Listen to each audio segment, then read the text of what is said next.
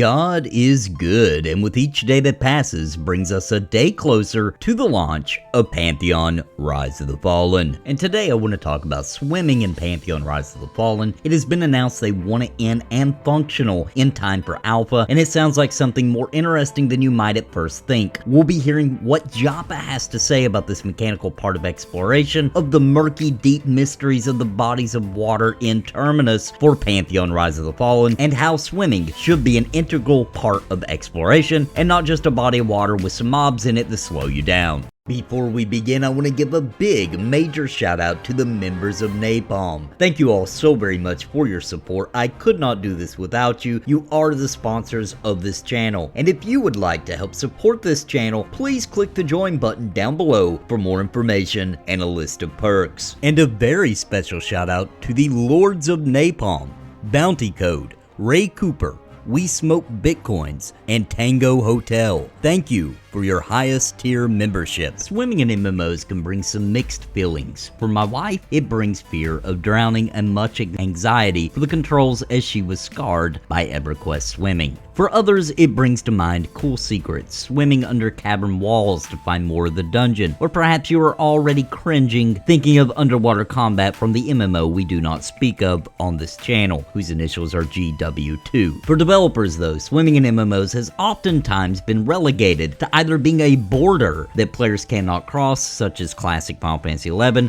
where there simply just was no swimming to be had, or something that can be done and added as more of a geography kind of thing in other MMOs, with some quests you might need to do, or even full underwater cities and mounts specifically designed for swimming. Whatever your take on swimming in MMOs, let me know in the comments down below. But for me, it's always just been something I kind of dreaded doing. There was rarely anything interesting underwater, and it became more of a, oh boy, I have to swim across this to get to the other side, time to hit that numlock key and wait it out, or oh no, I fell in the water, now let's slowly paddle our way over to a ramp to get out. And very rarely has it meant any more. My most memorable moment swimming in MMOs was from Dark Age of Camelot Trials of Atlantis, where I remember getting the buff for unlimited air and going down deep into the oceans to farm for scrolls for a piece of artifact gear. The seas felt vast and endless in that game, with entire creatures that couldn't be found elsewhere, and I actually did enjoy that. But we are here to talk about what swimming means for Pantheon Rise of the Fallen, and Joppa is here with some answers, so let's hear what he has to say. Swimming in Pantheon is not going to be like a typical MMO swimming experience that you'll see out there, in the sense that it's not going to be like overland content underwater where fighting a bunch of NPCs appear in a POI and then I go underwater and there's a bunch of NPCs around POIs right underneath. And swimming is going to be more kind of the mysterious, open, expansive, murky depths kind of approach, where yes, there are going to be NPCs under the water, but they're going to be fewer and farther between. What really opens up for water is the exploration and discovery aspect of Pantheon, which is one of the deepest pillars and threads that runs through everything that we do.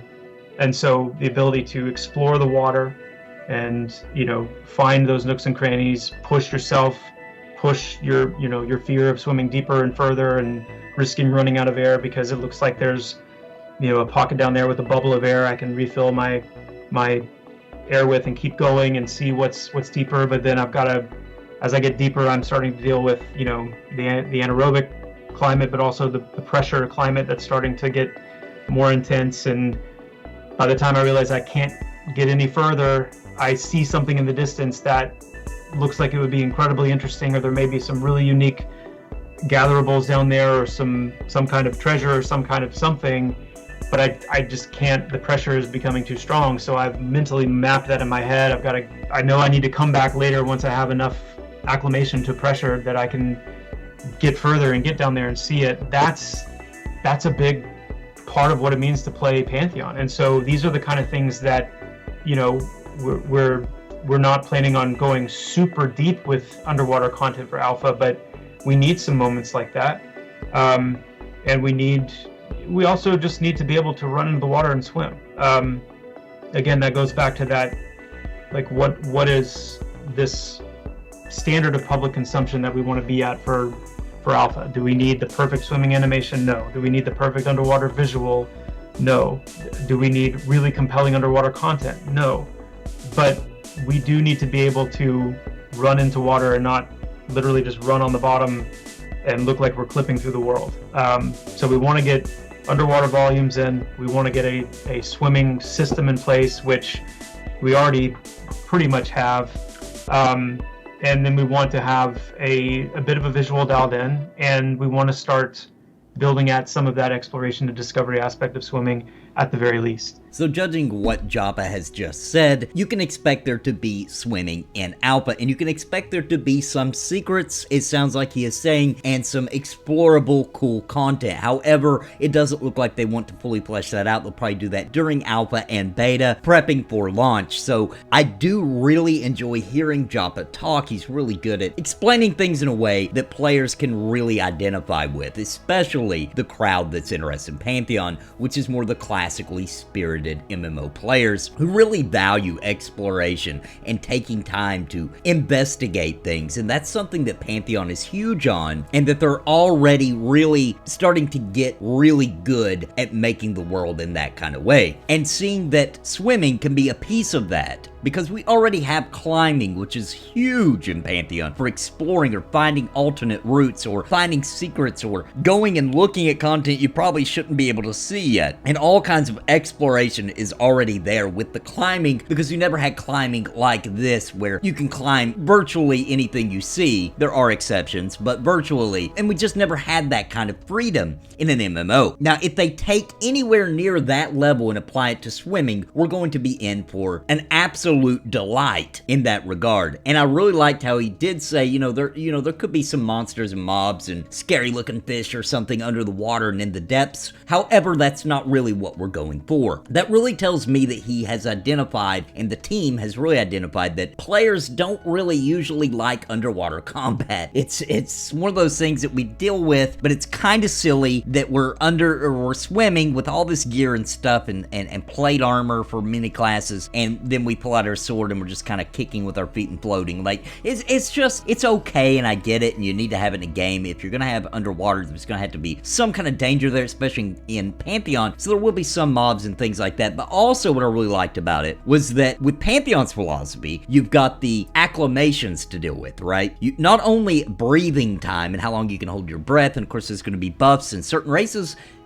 can breathe underwater, such as the Dark Mer. So there's not just that aspect, though. There's also the pressure of going too deep, right? And finding gear that is better suited for swimming, so that you can go do that content. You can go find that secret spot deep under the murky water, or you can get that treasure box you see, or what have you, or even just like climbing, you can find a shortcut to an area by swimming. It'll just be really interesting to see. And one thing that's really high on my priority list here is how long can you swim above water, right? Because in real life, you really can't swim that far. Humans, with the exception of people who train for it, if I just jump in a body of water, how far I can swim before I'm tired it's not that far. And maybe I'm just speaking for me, but from what I've seen, I mean, the average person just can't swim that far. Now, I would like to see it be able to skill up, and you can get better at it, you can swim for longer and all that kind of thing. Don't want them to add too much development time to this aspect, and it sounds like they already got a pretty good handle on it based on what he said. But I would like there to be some kind of depth there, because there's a lot of depth to everything else in the game that they're adding into it. Let me know what you think about it in the comments down below. I found this super interesting in the latest interview between Joppa and Ben Dean, as they're talking about the road to alpha and all the things they want in the game before alpha, and we'll cover a lot more of this as the days pass. I'll cover more and more details, but let me know what you think about the swimming thing, because I actually think swimming could be a really cool part, because my mouth starts watering even thinking about that. In real life, I might be to go up under a lake, or go kind of like scuba diving down and look at things that have fallen to the bottom, and what kind of secrets under there, because water is very mysterious. What's under there? there is generally unknown, for the average person, I mean. So it could be very good, but let me know what you think in the comments down below. I would love to hear your opinion on the matter. I really love just hear Joppa talk about absolutely anything. What a great frontman for Pantheon Rise of the Fallen, and I'm so happy he's on the Visionary Realms team, and I honestly think he could talk about anything, and I would have a good time. But anyway, guys, I hope you enjoyed the video today. Smash that like button for me. It really helps with the YouTube algorithm. If you're not already subscribed, please consider doing that, especially if you love MMORPGs or RPGs in general. That's pretty much what we do here. I hope you enjoyed the video today, and until next time, guys, God bless and happy gaming.